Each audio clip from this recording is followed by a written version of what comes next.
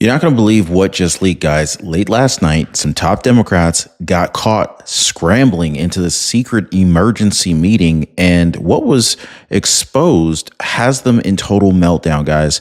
Now, folks, this isn't just a minor crisis. This is full-blown panic mode. In fact, their own insiders are warning that the party is on a verge of collapse.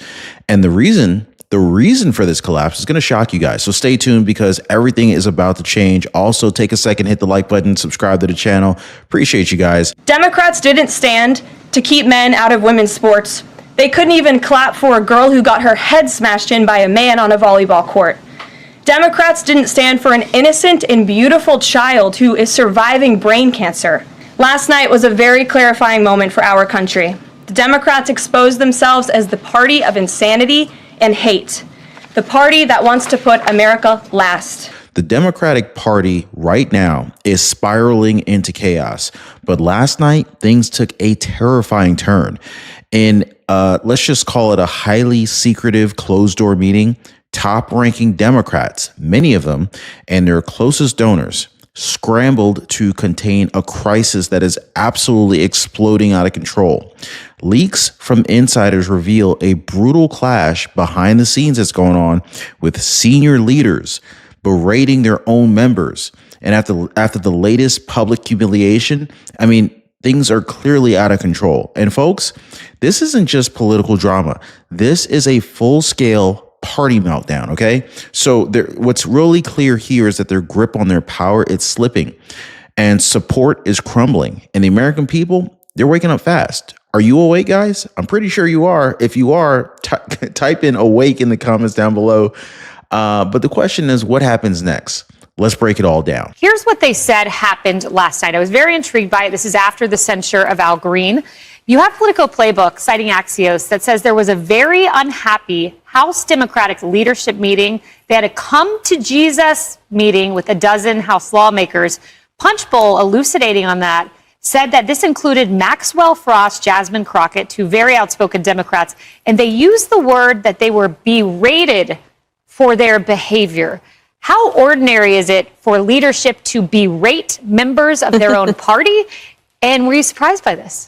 I wasn't surprised. It is extraordinary, but they did make fools of themselves on the House floor. And everyone saw it, everyone in the country. It was a reminder to them why we won so decisively in this last election cycle and why they lost. And they're really a party in total disarray, as you see it on vivid display right now. They don't have an identified leader. They don't have any vision for where they're going. They don't have a platform that they can run on because it was repudiated overwhelmingly in the election.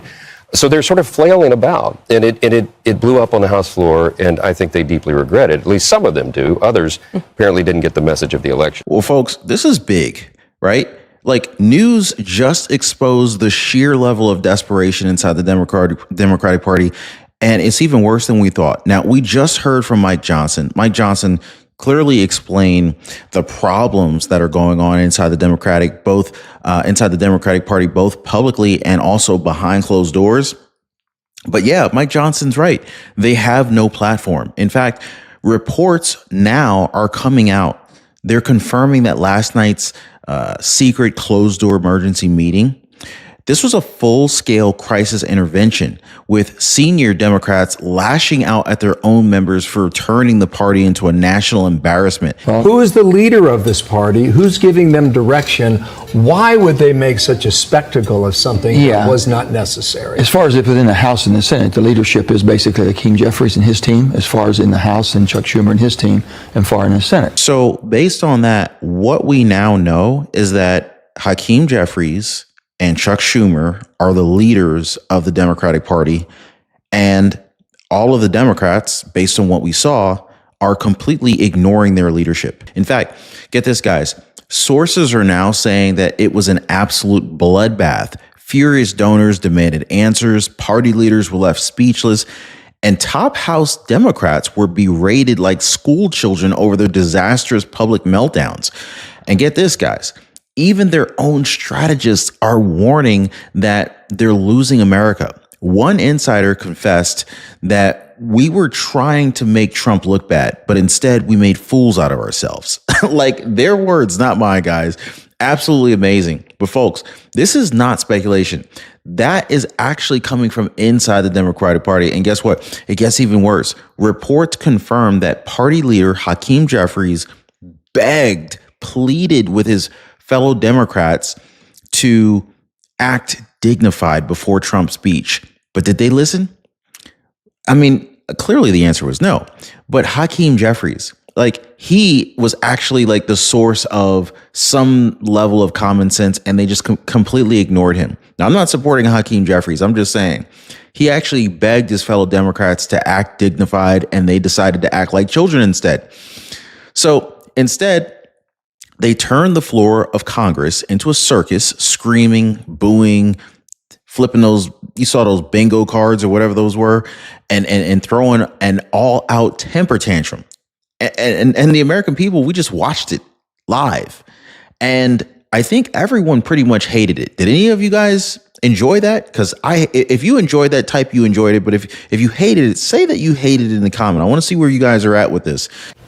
Former West Virginia Senator Joe Manchin and John Fetterman said this, sir. Thanks for being here. He said a sad cavalcade of self-owns and unhinged petulance. It only makes Trump look more presidential and restrained. We're becoming the metaphorical car alarms that nobody pays attention to, and it may not be the winning message. I'm going to take that metaphor a step further. When that car alarm's going off, it's really annoying. Now, the backlash is hitting them pretty hard. Moderates, they're breaking away. Donors are pissed off. They're furious. And their entire party is actually splitting in two. So I don't know what the two halves are going to look like once the Democratic Party does split. But on the one half, you got radical progressives.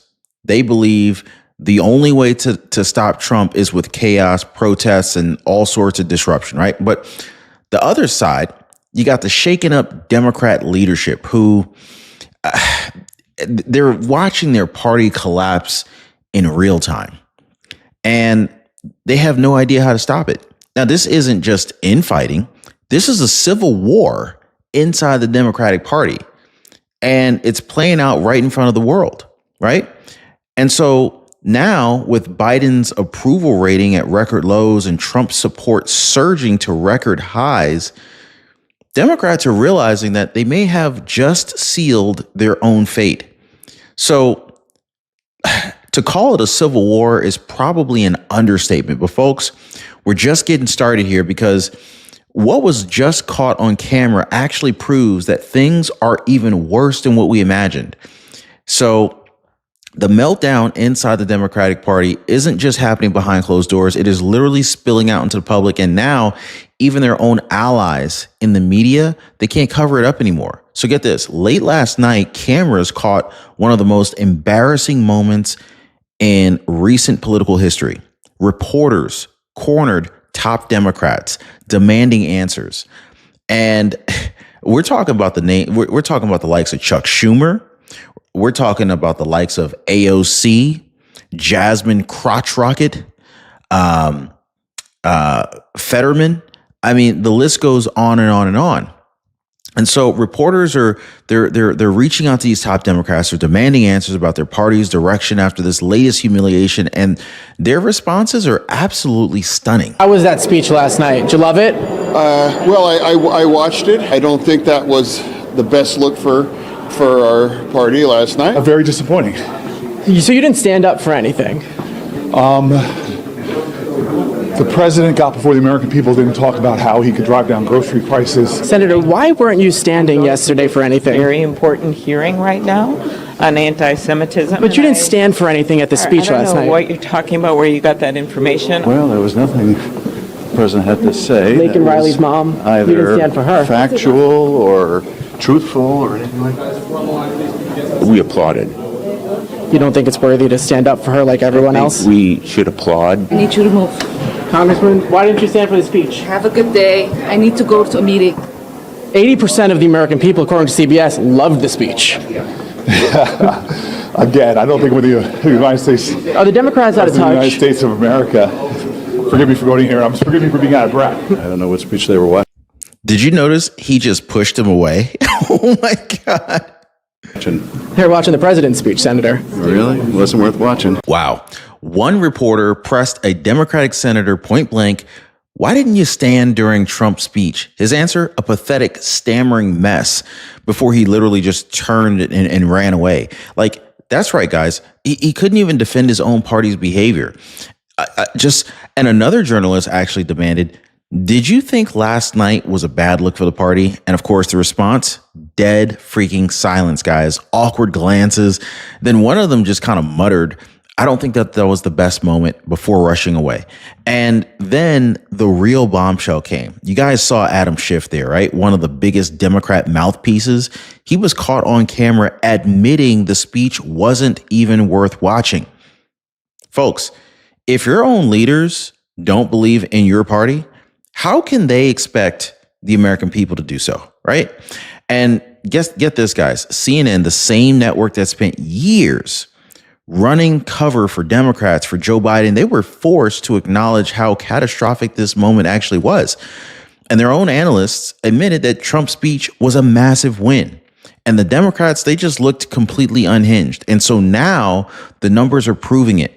Post-speech polling shows are showing that 76% of Americans approved of Trump's message, and 66% believe that his policies are leading the country in the right direction. Think about this, guys. You rarely get a majority being like over 50%, right? You rarely get a 51% agreement on anything. But here we have 76% of Americans approving of Trump's message, and 66% of people believing that his policies are leading the country in the right direction. Like, this is unheard of, guys, in a positive way. And so the truth is out, and Democrats they're out of options. They tried screaming, they tried protesting, they tried throwing Trump in jail, they tried throwing temper tantrums, but none of it worked. Now their own party is turning against them. Their own donors are in a panic, and their own voters are walking away. So here's the big question, guys. If this is how bad things are for the Democrats now, how much worse will it get? Buckle up, guys, because the next few weeks could be the final nail in their coffin. So anyway, guys, let me know what you think in the comments down below, and don't go anywhere, because I'm about to show you what I'm about to share with you guys is about to get even crazier. So check this out, right? No, John's absolutely spot on. It was so sad. I kept thinking, I was watching the delivery. I had sat there before in that same situation when the president first came, President Trump came, and he was speaking about energy and things, about coal and things I know about the energy security we need for our country. And I was standing up, and I think people were hissing me behind, and I was the only one standing. I kept thinking, that's awful. They shouldn't be that disrespectful to the president. They were hissing me, not him, for standing. Check out this statement from the Hill. We can't just be the party that barks at Trump. Until we learn that lesson, we're going to lose. He made us look like what we are. Effing buffoons. As far as a national leader who people are rallying around as former Democrats or Democrats now or independents trying to get their vote, they have to understand the people have spoken. They elect Donald Trump as president. Every red-blooded American should want your president to succeed. If you're in a position of being a House member or a Senate member and you can do something positive, do it. Don't worry about the politics. It'll take care of itself. Make sure our country succeeds, and your leader has to succeed. And when you're going to be against something, do it respectfully.